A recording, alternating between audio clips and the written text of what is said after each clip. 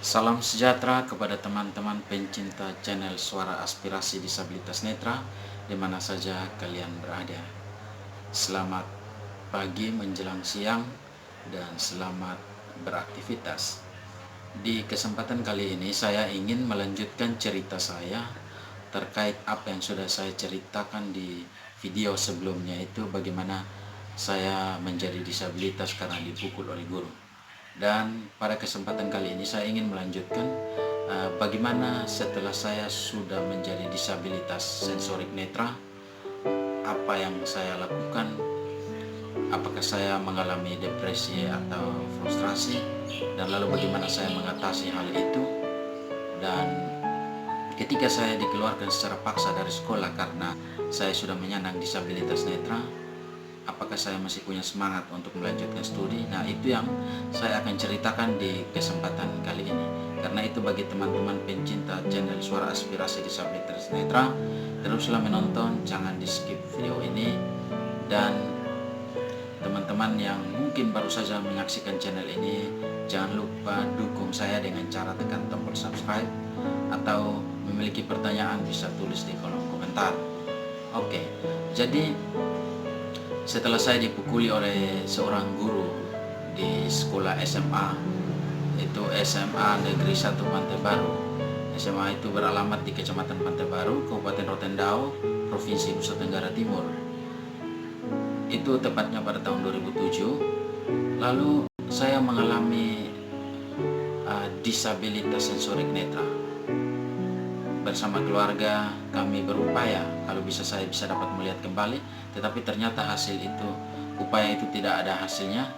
Dan akhirnya saya juga dikeluarkan dari sekolah karena pihak sekolah menganggap bahwa saya sudah jadi tunanetra dan tidak bisa mengikuti pelajaran di sekolah, padahal waktu itu saya sudah kelas 3 SMA dan tinggal menunggu ujian. Selang beberapa waktu saya menunggu ujian, kami mendekati pihak sekolah agar kalau bisa saya diperbolehkan mengikuti ujian nasional, tetapi dari pihak sekolah dan guru yang bersangkutan tidak ada tanggung jawab dan saya dikeluarkan. Saya tidak diperbolehkan mengikuti ujian nasional waktu itu. Jadi saya dikeluarkan. Proses pengobatan juga hasilnya nihil, saya tidak bisa melihat kembali, saya dikeluarkan dari sekolah. Ini memang benar-benar depresi yang sangat mendalam pada waktu itu. Dan ketika saya dalam depresi dan tekanan seperti itu, tapi saya masih punya satu keyakinan, yaitu bahwa saya ingin bermanfaat bagi diri sendiri dan terutama bagi orang lain. Saya masih meyakini bahwa meskipun di tengah kesulitan itu atau di balik saya menjadi seorang disabilitas netra, tapi saya masih meyakini pasti ada hal-hal lain yang bisa saya lakukan dan itu bermanfaat untuk diri saya sendiri dan terutama bagi orang lain. Keyakinan itulah yang mendorong saya untuk saya masih memiliki semangat untuk melanjutkan studi. Tapi pertanyaannya, mau lanjut di mana? Sekarang di sekolah bahkan mengikuti ujian saja tidak diperbolehkan.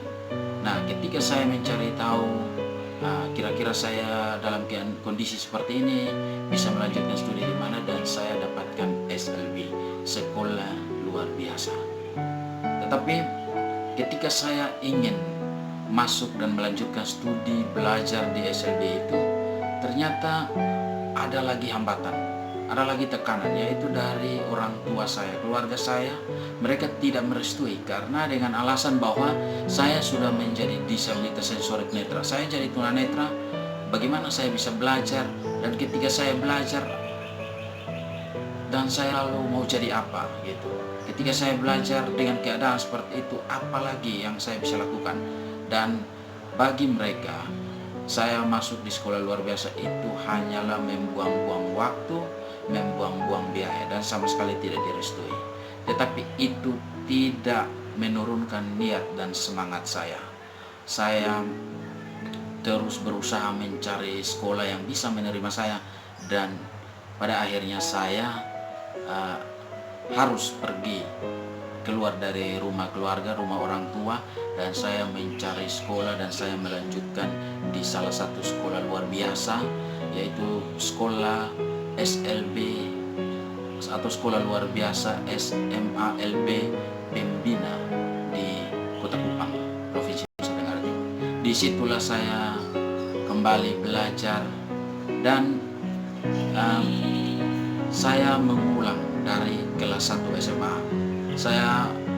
Sebelumnya saya putus kelas 3 SMA, tetapi saya tidak melanjutkan karena saya berpikir bahwa ini adalah sesuatu yang baru. Saya berada di dunia yang baru.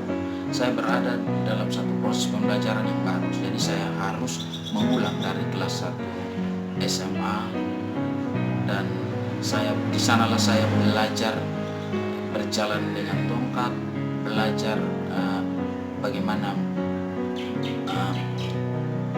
membaca tulisan dengan menggunakan tulisan-tulisan braille, belajar keterampilan. Jadi pada waktu itu saya belajar keterampilan, yaitu saya belajar keterampilan terapi refleksi akupresur, dan juga di sana saya belajar mengoperasikan atau menggunakan komputer dengan software pembantu pembaca layar. Jadi menggunakan laptop yang sudah dilengkapi dengan screen reader atau pembaca layar. Disitulah saya belajar semuanya itu, dan itu bukan sesuatu yang gampang atau tidak sulit. Memang sesuatu yang sangat sulit, apalagi pada waktu saya belajar dengan berjalan menggunakan tongkat, bagaimana teknik berjalan menggunakan tongkat, bagaimana cara mengoperasikan komputer dalam keadaan yang sudah tidak bisa melihat. Jadi saya harus berorientasi 10 jari di atas tools keyboard, dan bagaimana saya belajar melakukan terapi. Pokoknya semuanya itu saya lakukan dalam keadaan yang tidak bisa melihat. Tetapi di sini saya mau katakan bahwa tidak ada sesuatu yang sulit bagi orang yang mau belajar. Ketika kita punya niat dan keinginan yang kuat untuk mau belajar, tidak ada sesuatu yang sulit sebenarnya.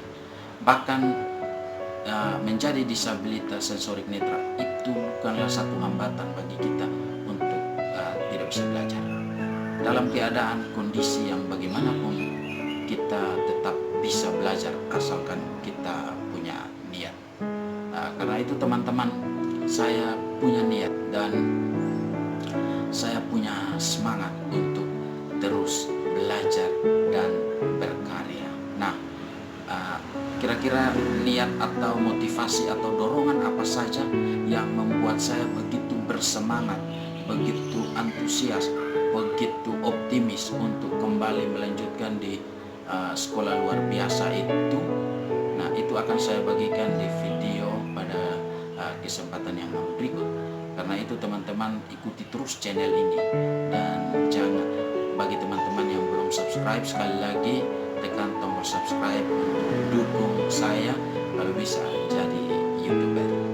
Teman-teman, jadi kembali disitulah saya ingin mengatakan bahwa ada beberapa hal yang saya ingin bagikan, yaitu bagaimana caranya atau kemampuan di dalam melakukan sesuatu itu.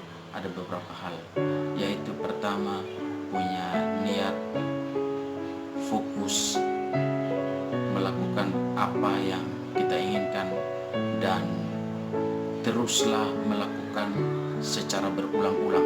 Ketika gagal, lakukan lagi. Contoh, ketika saya berjalan menggunakan tongkat, ketika jatuh saya bangun dan ambil tongkat, jalan lagi. Bahkan ketika saya belajar mengetik 10 jari di atas tools komputer, itu tidaklah gampang. Saya akan berlatih terus dan berlatih terus sampai pada akhirnya saya bisa menggunakan komputer dengan baik. Saya bisa mengoperasikan komputer dengan baik. Nah, itu saja teman-teman yang saya bisa bagikan di kesempatan kali ini. Semoga sharing ini atau cerita saya ini bisa menginspirasi kita agar terus bersemangat dalam keadaan dan kondisi yang bagaimanapun. Teruslah belajar, jangan pernah patah semangat dan menyerah, karena belajar tidak mengenal usia, tidak mengenal waktu dan tempat. Belajar tidak mengenal kondisi. Kapan saja kita mau belajar, itu pasti bisa. Salam inklusi.